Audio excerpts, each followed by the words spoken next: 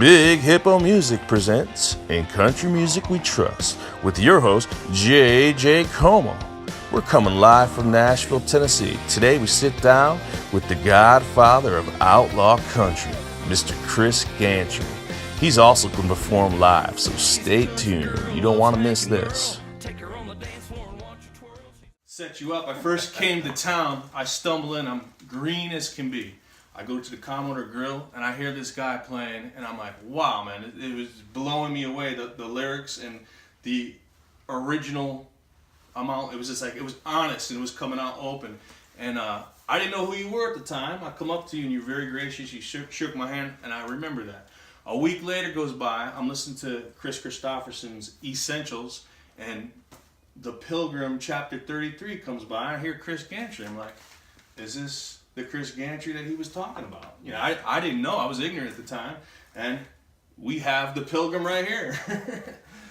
Tell us about that time when that song was written. And well, honestly speaking, I was in the back of Columbia Studios, the old Columbia Studios in the alley on 16th Avenue South, when it was really a street with real songwriters living on it that you actually saw walking up and down the street.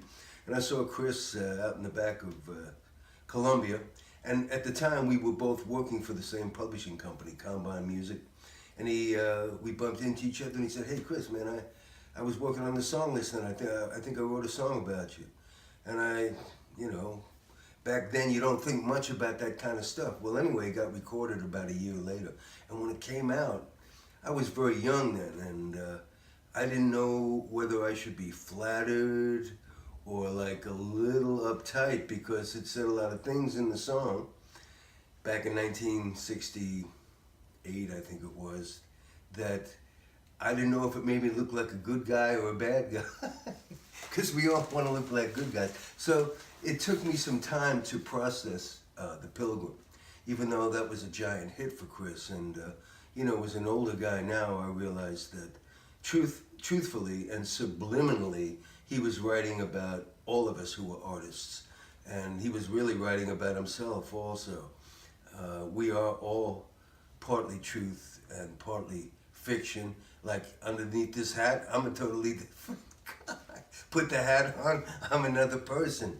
And so kind of a walking contradiction, but it's just part of the deal of being in country music and being a songwriter as long as I've been one, which is my whole life. I haven't done anything else. So. Well, I'm a kid born in Brooklyn, family from Marine Park, and I understand you're from Queens. I'm from Queens. How does a kid from Queens end up in Nashville? Oh, easy, man. When I was in the 50s, like 1954 or 55, I was about 12 or 13, somewhere in there, and about ready to go to military school, which I went to for 4 years. So I'm laying in my bedroom, and I got this old radio, and I'm going through the stations, and I get this radio station upstate New York. And this guy is playing country songs, and he played the first country song I ever heard in my life was by the Louvin Brothers. And they were singing about being possessed by the devil, and women who had gone crazy, and there was a shooting in the house, and I'm saying, whoa! And then they got these real high-pitched harmonies, and I said, they sound a little bit like the Everly Brothers. Then I came to find out that the Everly Brothers copied the Louvin Brothers, which helped get their sound.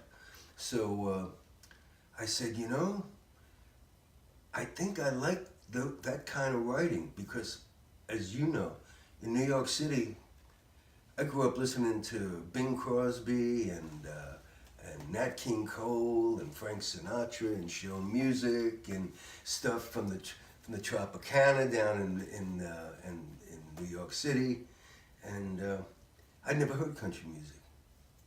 So that sold me. So here's what happened. So I go to the record store. I think everything was albums and 45s in those days, and I go and I find the Louvin Brothers, and I see on the back who wrote the songs. They used to tell you who wrote the songs. And I go through all these different country albums, and all the same people would be popping up. Danny Dill, Wayne Walker, Mary John Wilkin, Webb Pierce, Mel Tillis. I never heard of these people before. So years later, when I finally end up in Nashville, they're the first people I meet. I mean, that's destiny. And I go to work for them. I end up getting a job with these people. So that's just destiny, man. That's perfect. That's the way life should be. So you became good friends with Christofferson, Shel Silverstein, Johnny Cash. Absolutely. How did that relationship go?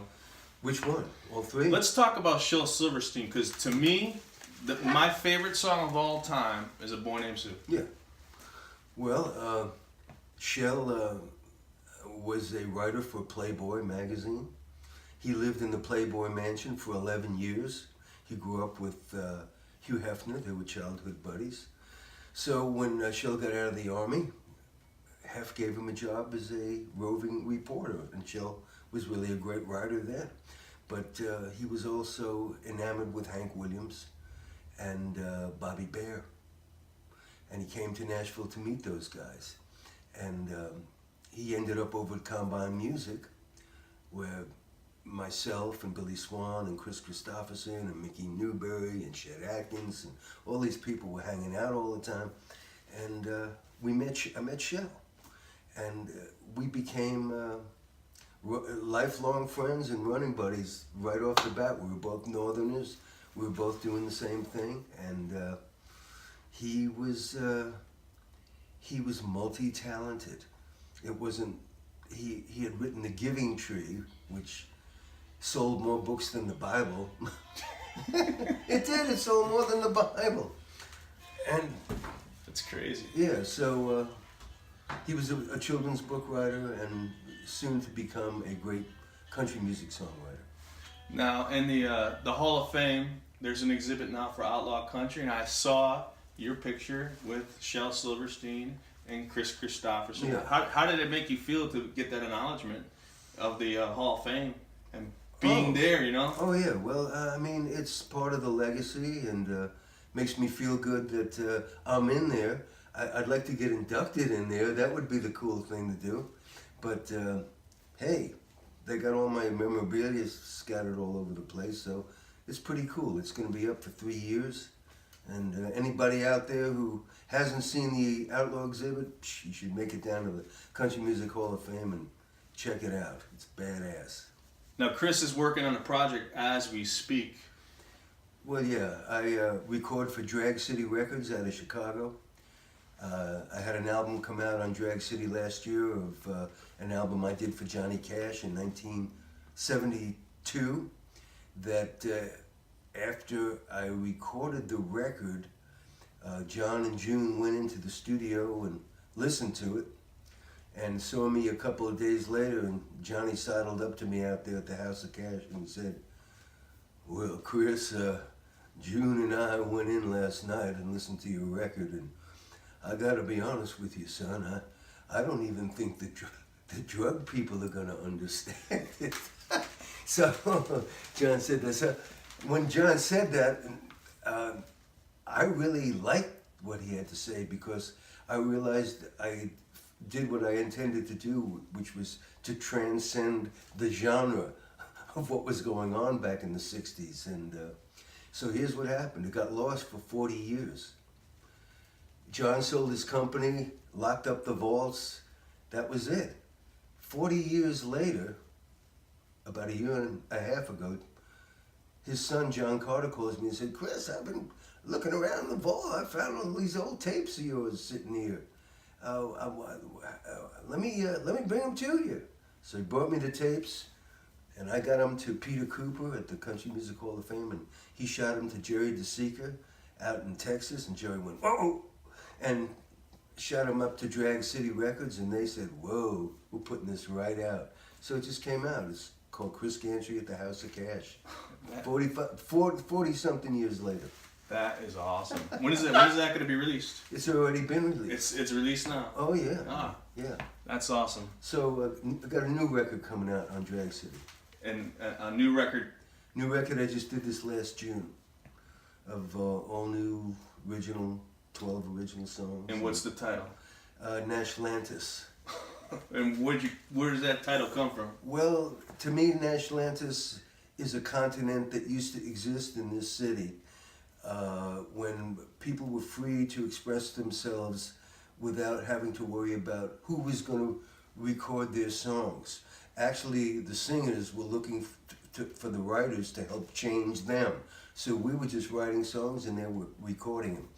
Then when the suits moved in and the mom and pop publishing companies all dried up, the Nashville, that was once a free-wheeling artistic community where you could express yourself any way you wanted to and be accepted, like Atlantis, it started to sink to the bottom of the ocean. And so this record is dedicated to those old artists who sank with Nashlantis, and there's a few of us that are swimming up to the surface. What is your thoughts on the current state of country music? Well, people like Margot Price are really doing some great stuff. She just did a rock and roll album out in California, I understand. And even her husband is starting to do some really cool things. Over in East Nashville, there's a lot of young up-and-comers that are defying the odds and doing their own thing. There's an artistic thing happening that hasn't been in a bunch of years. Unfortunately, it's over on the east side, but that's cool. You just got to go over the bridge and go to some of these clubs to hear these wild people, and they're great. I mean, it's like we were back in the early 60s. We were just like horses galloping around and kicking and snorting and playing guitars and just writing what we felt. But here's the other thing, is that nobody was co-writing. Everybody was writing their own style of music. Everybody had their own vocal styles, their own look, their own sound. There was no homogeneous sound where everybody sounds alike on the freaking radio these days, especially the girls. The girls, we need some great girls to come in and just kick the whole girl platform over and do some damage, man. Do some damage. Now, Chris, have you seen anyone in your travels in the area that could pick up the torch for the females? Yeah, Amanda Pruitt, for sure. She's out on the trail. She's playing all the time out on the road. But she needs a benefactor. She needs somebody to get her in the studio and record some masters. I mean, she's as good as a Margot Price or a Casey Musgraves.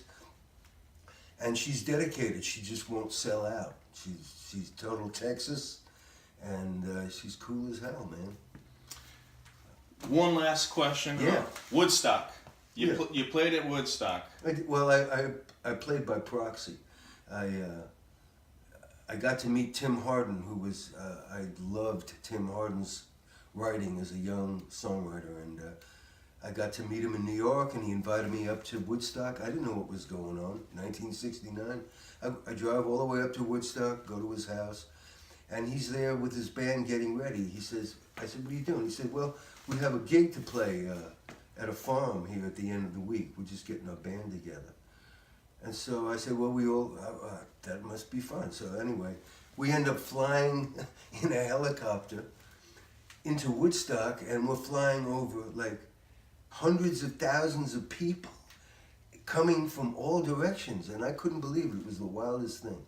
So we land behind the stage, and the hog farmers, Hugh Romney, the hog farmers are back there making food for everybody. And as soon as I get out of the helicopter, you look past the stage, and there might have been 1 million people out there, man. It was like a world. It was like the hugest crowd I've ever seen. So anyway, one of the songs Tim Hardin did was Simple Song of Freedom that Bobby Darin had written. And I had listened to it so much over the week in the rehearsals that when they started doing that song, I said, the hell with this. I just walked up on stage with them and sang that song. So by proxy, I played at Woodstock. And Tim was right after Richie Havens. And so next day it started to rain, of course, and the music just got better. It just got louder. And Jimi Hendrix came, and Stephen Stills, and Janis Joplin. I mean, it just got great, man. It was just great. Now, did you know Artie Kornfeld? I never met him back then. I met him in later years, and I just saw him recently down at Bobby's Idol Hour, and we've talked a bunch. Is he still in Florida? He's still in Florida, and there's going to be a a big show in his honor here in Nashville this summer. Awesome. I gotta check that out. Yeah. Well, Chris, would you be able to do us one more song? Absolutely. Maybe something off the new album? Absolutely. All right. Stay tuned. It's called Box of Crayons. This fits right into the timbre of what's going on in our society today. And hopefully this song might do something to change it when it comes out. It's called A Box of Crayons.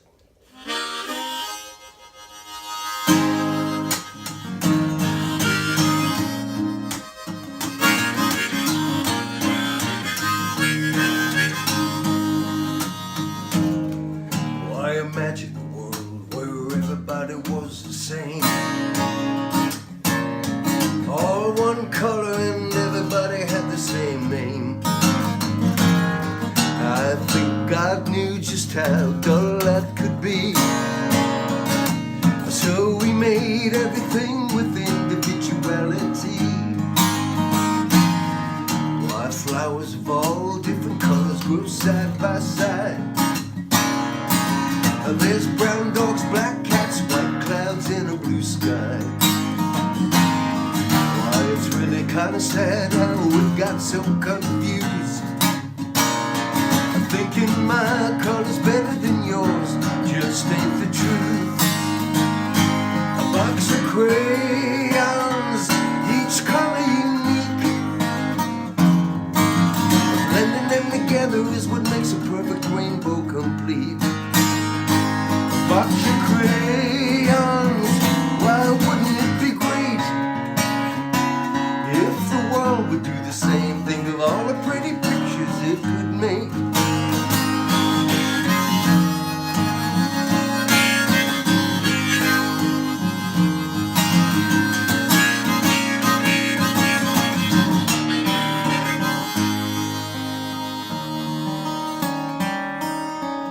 Life could be so easy if we could see. Why, there's not a bit of difference at all between you and me. So why waste time in thinking we're something we're not, when we're really just another color in the crayon box. A box of crayons, each color unique. Blending them together is what makes a perfect rainbow complete. Box of crayons, why wouldn't it be great if the world would do the same? Think of all the pretty pictures it could make. If the world would do the same, think of all the pretty pictures it could make. If the world would do the same, think of all the pretty pictures it could make.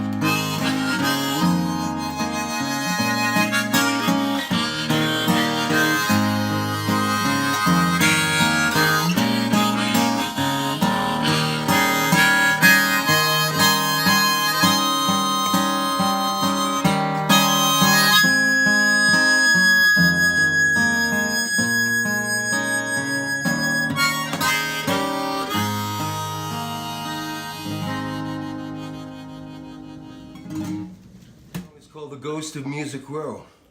This is a kickback to a time when the art was flying and people had wings in the soles of their shoes. And it don't happen much anymore. Just ask Bobby's Idle Hour.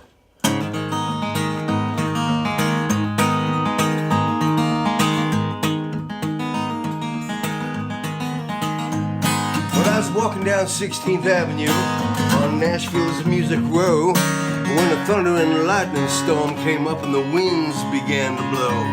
So I ducked inside a doorway, and then right out of the blue, an old woman ran up in the rain and said, "Is there room under there for two?" And I said, "Yeah." So I moved on over, but there was something about her not right. Misty fog poured out of her eyes and she shimmered like candlelight. Now, me, I've met all kinds of folks on the trail to Timbuk3, but late that night in a raging storm, that woman put a fright on me, and boy, she did. "What's your name?" I said, a little afraid. Tried not to let it show. She got up close to my face and said, I'm the ghost of Music Row. I've been prowling around these lonesome streets ever since the songs left town. And by circumstance, you're my last chance. That's why I tracked you down. Or she did. Well, I know you, she said with a screech that went through me like a shot. Why, you always wrote songs from your heart, she said. It's a love you never forgot. And you were always filled with passion, and your songs made people clap. But when the outlaws left and the music died, you stayed right on track. But you know, you're still that same free spirit you were so long ago. So sing this song I'll give to you, and sing it wherever you go, or I do. If you're listening to others, not your heart, then you are damned. Your life will have no firm foundation on which to stand. Trying to live someone else's dream is just a curse. Your life will be in torment and the next one will be worse. Why, the words she sang hit me hard, and I realized what I could have lost. If I'd let someone steal my dreams, my soul would have been the cause. And hearing that song was just what I needed to help reignite the spark. And in the pouring rain, I thanked that woman who vanished in the dark. Well, I've come back with a vengeance, singing that song wherever I go. And if someone asks who I heard it from, I say the ghost of Music Row. If you're listening to others, not your heart, then you are damned. Your life will have no firm foundation on which to stand. Trying to live someone else's dream is just a curse. Your life will be in torment and the next one will be worse. William Blake said that a long time ago, and I heard it via Chris Gantry. He said, one day out on the street when I was just a young guy, if you don't follow your dreams, you're damned in this life and damned in the next.